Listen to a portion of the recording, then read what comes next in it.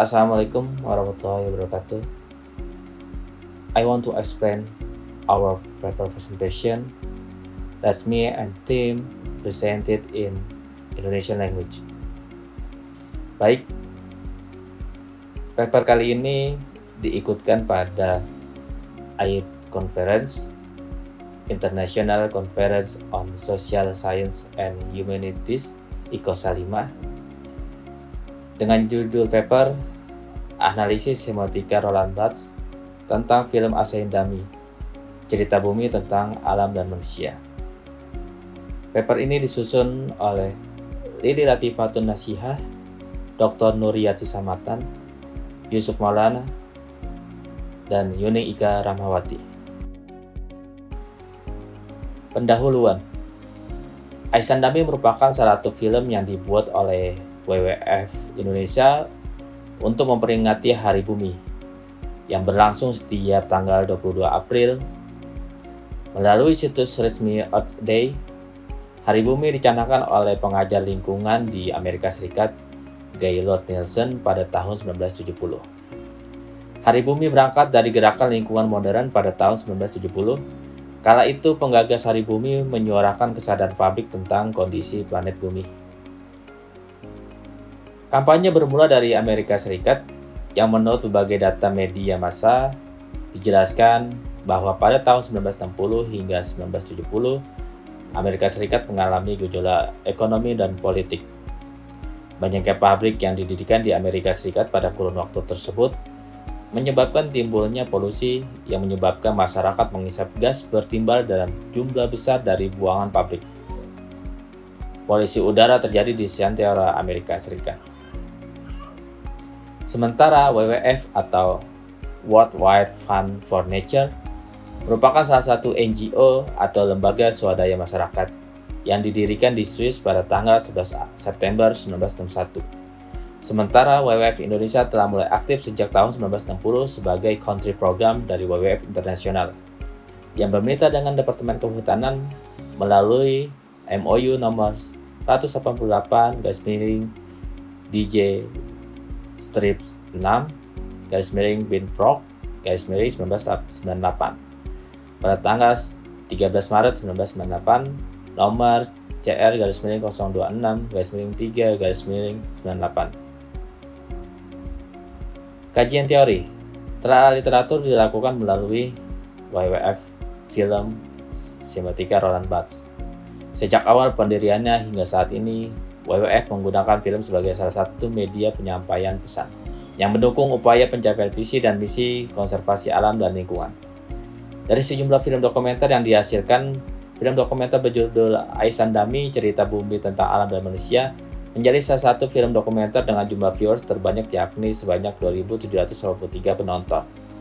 Semiotika merupakan ilmu yang mempelajari bagaimana tanda-tanda digunakan untuk menyampaikan makna dan untuk membentuk persepsi kita tentang kehidupan dan realita. Roland Barthes mengembangkan dua tingkatan pertanda, yaitu tingkat denotasi dan konotasi. Dalam kerangka Barthes, konotasi identik dengan operasi ideologi yang disebutnya sebagai mitos, berfungsi untuk mengungkapkan dan memberikan pembenaran bagi nilai-nilai dominan yang berlaku dalam suatu periode tertentu. Metodologi penelitian ini menggunakan penelitian kualitatif. Penelitian kualitatif dijalankan oleh Hancock et al. Sebagai sebuah penelitian yang tends to focus on how people are group of people can have different way of looking at reality.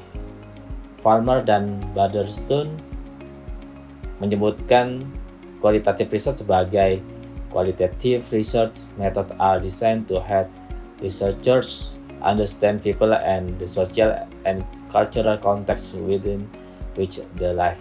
Peneliti menganalisis salah satu film dokumenter yang diproduksi oleh WWF Indonesia menyambut Hari Bumi tahun 2020, yakni film Asayindami, cerita bumi tentang alam dan manusia, melalui analisis semiotika Roland Barthes. Paradigma dalam penelitian ini menggunakan paradigma kritis.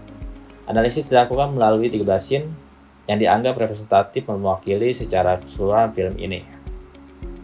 Hasil Film dokumenter Ais Andami merupakan kehidupan nyata bagaimana manusia dan alam menyatu dan saling menjaga kelangsungan hidup dan kondisi alam sekitar. Gambar 1 merupakan gambar awal yang ditampilkan, dengan latar perbukitan hijau, menunjukkan hutan yang masih terjaga dengan baik.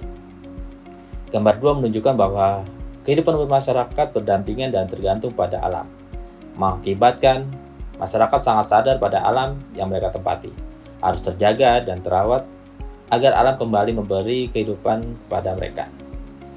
Terlihat latar dengan mangrove yang masih terjaga dan air sungai yang jernih menunjukkan sungai bebas polusi.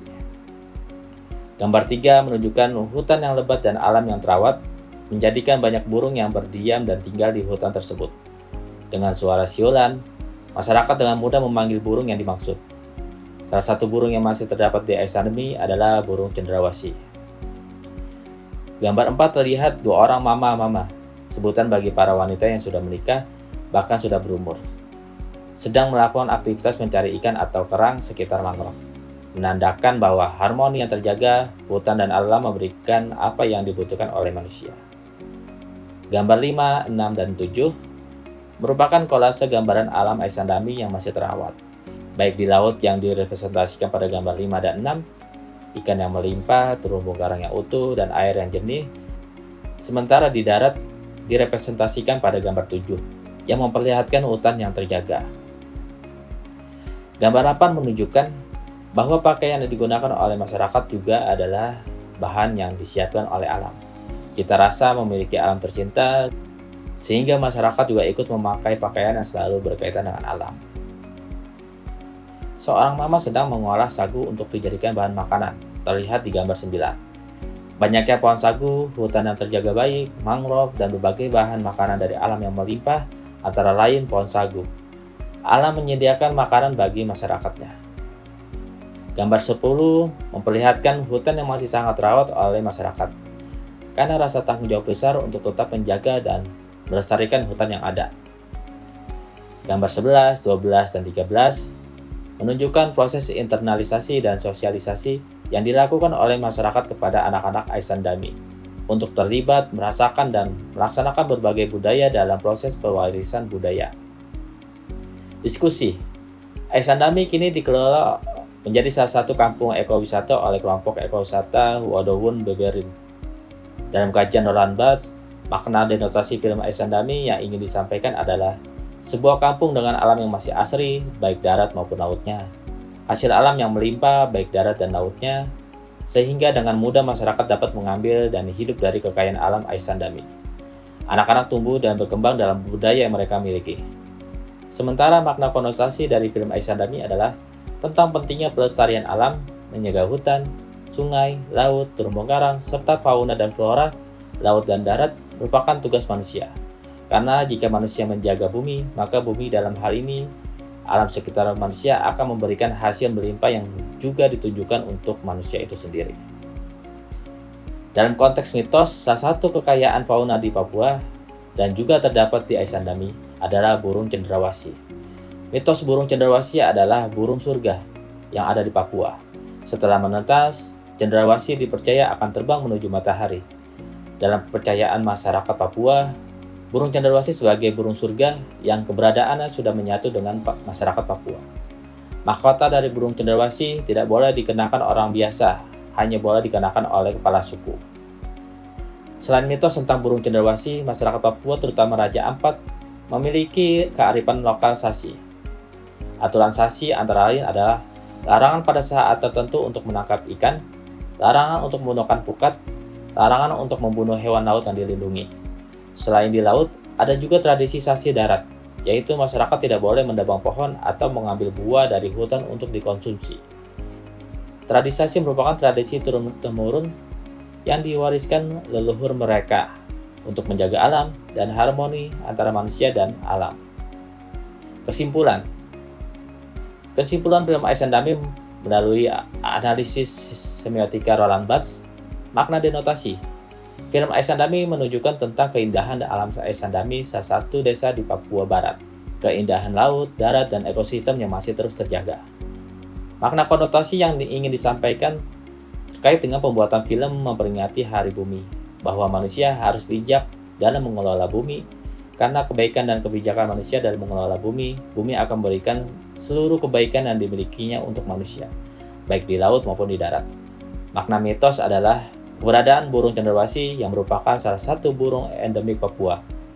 Diyakini merupakan burung surga yang harus dipelihara keberadaan dan habitatnya. Selain itu, kearifan lokalisasi juga mendukung terciptanya harmoni antara manusia dan alam. Terima kasih.